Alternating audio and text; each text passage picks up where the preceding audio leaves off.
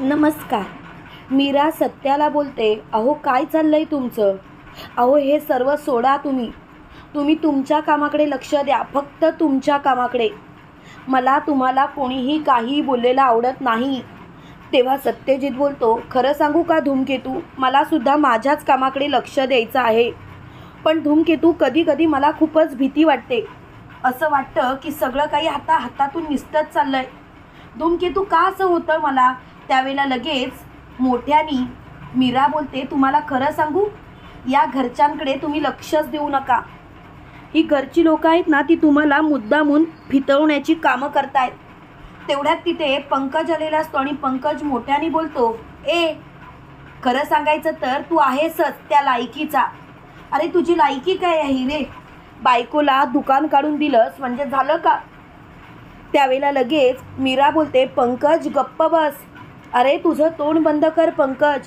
स्वतःचं काय चाललंय ते माहिती आहे ना. आणि तसंही मला या विषयावर वाद घालायचा नाही. तेव्हा मात्र पंकज खूपच चिडलेला असतो.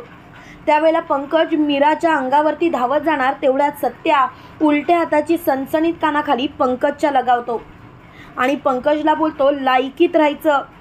काय आहे ना, तुला काही गोष्टी कळतच नाही आहेत.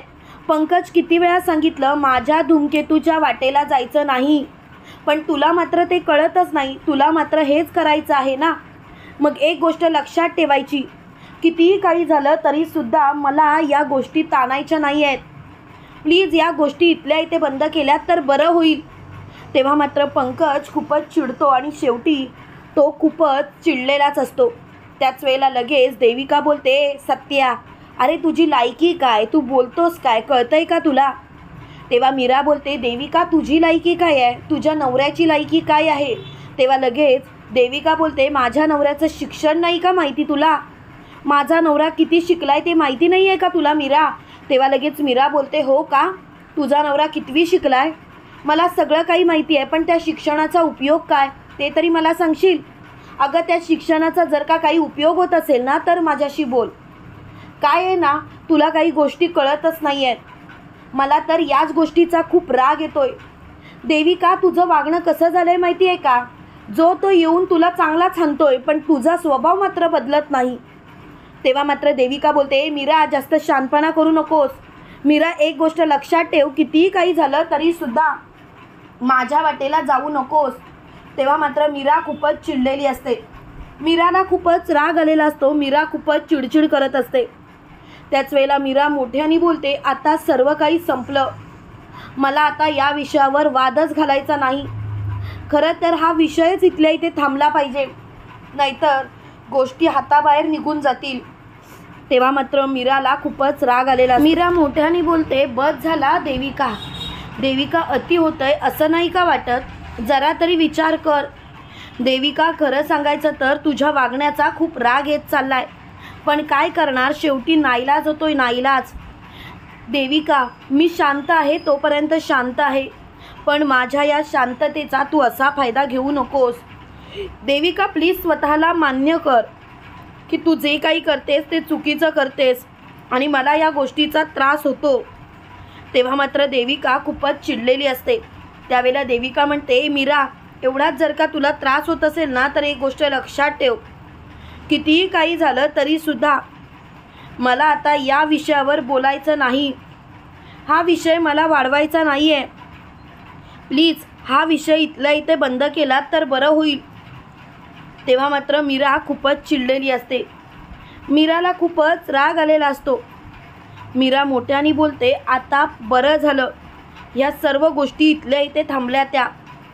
या सर्व गोष्टी मला इथल्या इथे थांबायलाच पाहिजे होते. तेवढे देविका बोलते, गप्प बस आता या गोष्टी थांबवच, कारण तुझ्याशी या विषयावर बोलायचंच नाही आहे. तेव्हा मात्र देविका खूपच चिडलेली असते. देविका मोठ्याने बोलते, मीरा जास्त शहाणपणा करू नकोस.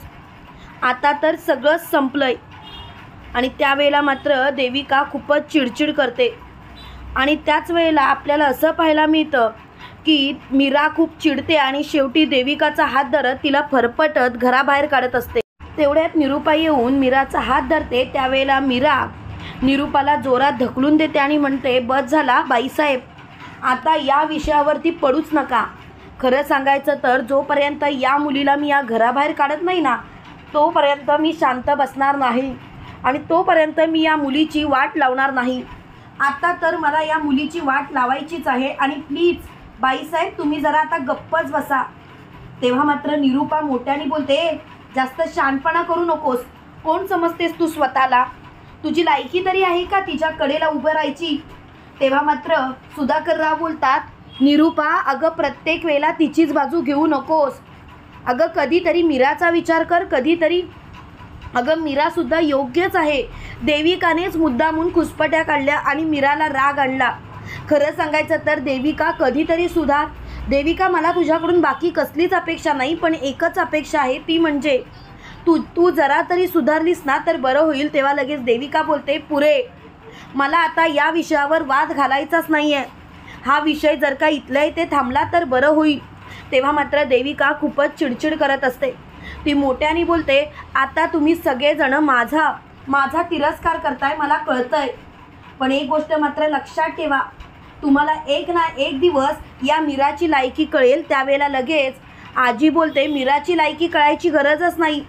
मीरा कशी आहे ना ते आम्हाला चांगलं माहिती आहे, पण तुझी लायकी मात्र तू दाखवतेस आणि तेही प्रत्येक वेळेला.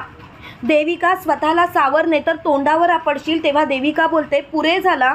येता जाता माझ्याशी वाद घालायची गरज नाही. माझ्याशी या पद्धतीने का बोलता तुम्ही? जरा तरी माझा विचार करा ना.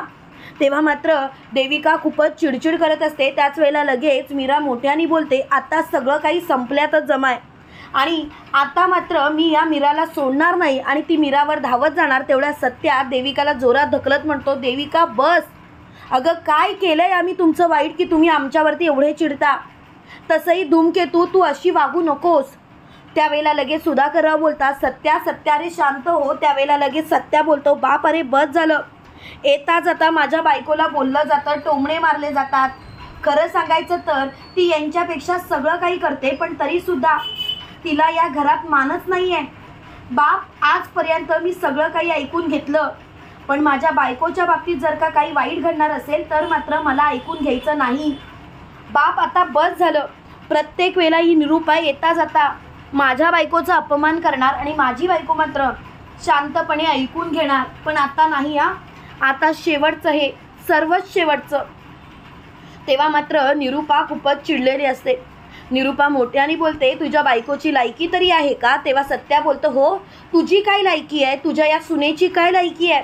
बोल ना. देविका असं काय करते की तू शानपणा करतेस? तेव्हा मात्र चांगलाच आवाज निरूपाचा बंद झालेला असतो. तुम्हाला काय वाटतं मित्रांनो, खरोखर निरूपाने आता तरी मीराच्या बाबतीत चांगला विचार केला पाहिजे का? कमेंट करून नक्की कळवा आणि असेच मालिकेचे नवनवीन अपडेट पाहण्यासाठी व्हिडिओला लाईक, चॅनलला सबस्क्राईब करायला विसरू नका.